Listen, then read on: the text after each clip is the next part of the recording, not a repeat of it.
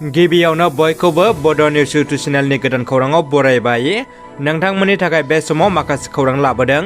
भिडिअखौ जोबजासे नायलांनो दाबाव आरो चेनेलाव गोदानब्ला अन्नानै साबस्क्राइब खालामना बेल आइकनआ अलाव होनानै ला आरो भिडिअखौ लाइक कमेन्ट शेयार खालामनो गुरै खावलायबाय। दानिया फैदो दिनैनि खौराङाव। गिबि खौराङाव दङ खौस्टि बर' सुबुं गौथुम इउनाइटेड बड' पिपुल फेडारेशनआ नलबारि जिल्ला आफाद दाफुंदों।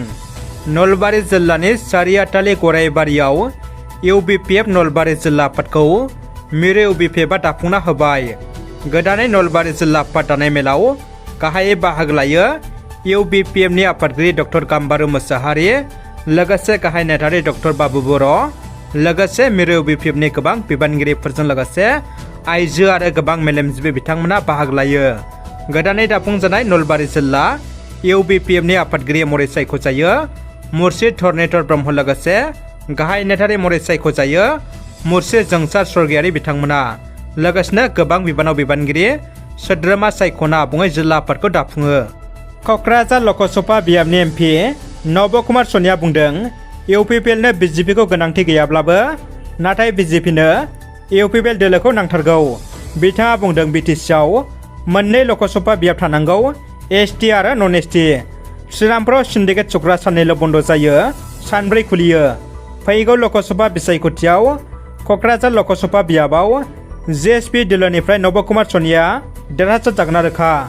इलेक्शन कमिशन अफ इन्डियाया बियाब दाफामनाय खामानिखौ मोजाङै मावफुंनानै होआब्ला फैबाय थानाय समाव थासारिया जोबोद गुबुंले जानो हागौ।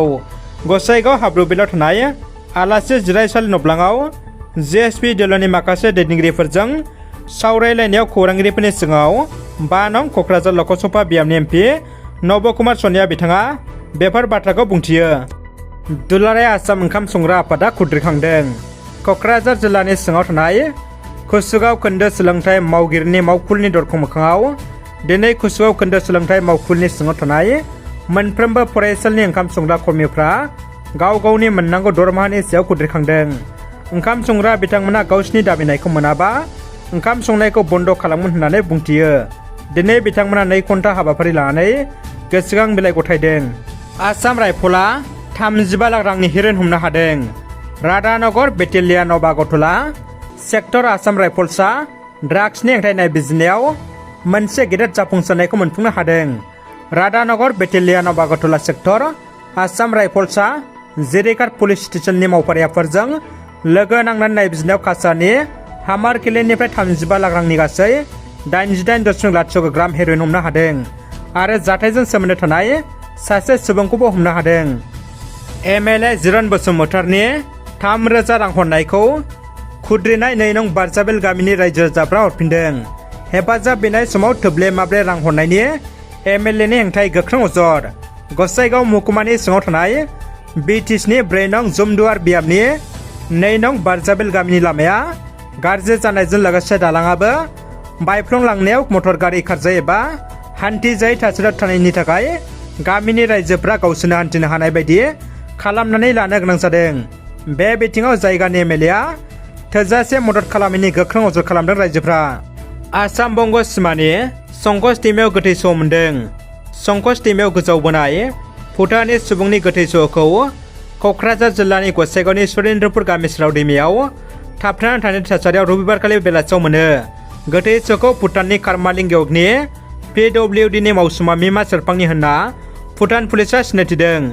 गोथै सहआव जखम जानायनि सिनखौ नायनानै सोरबा बुथारनो हागौ होनना पुलिसा सन्देह फोरमायदों। आसामनि गिबि मन्थ्रि डक्टर हिमन्त बिश्व शर्मानि हेंथायै क'क्राझार पुलिस थानायाव गसर थिसनदों।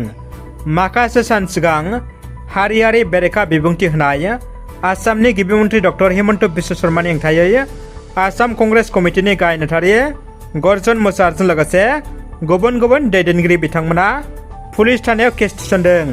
आसामनि गिबि मन्थ्रि डक्टर हिमन्त बिश्व शर्माया मुस्लिमफोरखौ फोजोबस्रांनो होनना गोख्रों बेरेखा बिबुंथि होदोंमोन। दानिया फैदो जोबथा खौराङाव। केदारनाथ मन्दिराव फट'ग्राफि आरो भिडिअ'ग्राफि खालामनायखौ मन्दिर कमिटिया बन्द खालामबाय। सासे लाइमोन आइजो ब्लगारआ केदारनाथ मन्दिर मोखाङाव गावनि मोजां मोननाय हौवाखौ जुलि लानो थाखाय प्रप'ज खालामनायनि मोनसे भिडिअ'आ समाजारि बिजोङाव गोसारनायनि उनाव 17 जुलाइ थामहिनबा दिनै केदारनाथ मन्दिर कमिटिया मन्दिराव फट'ग्राफि आरो भिडिअ'ग्राफि खालामनायखौ बन्द' खालामबाय होननानै फोसावदों आरो जाय सिबियारिफ्रा बेनि हेंथा मावगोन बेनि सायाव आयेननि राहा लागोन होननानै फोसावदों। बेनि अनगायैबो सिबियारिफोरखौ केदारनाथ मन्दिराव फैनाय समाव मोजां रोखोमनि गाननाय जोमनाय गाननानै फैनो थाखाय खावलायहरदों। रादाबा एसेनोसै लोगोफोर, रादाबखौ जोबजासिम नायनो थाखाय नोंथांमोननिसिम गोजोननाय आरो साबायखर बावबाय। गोजोन्थों।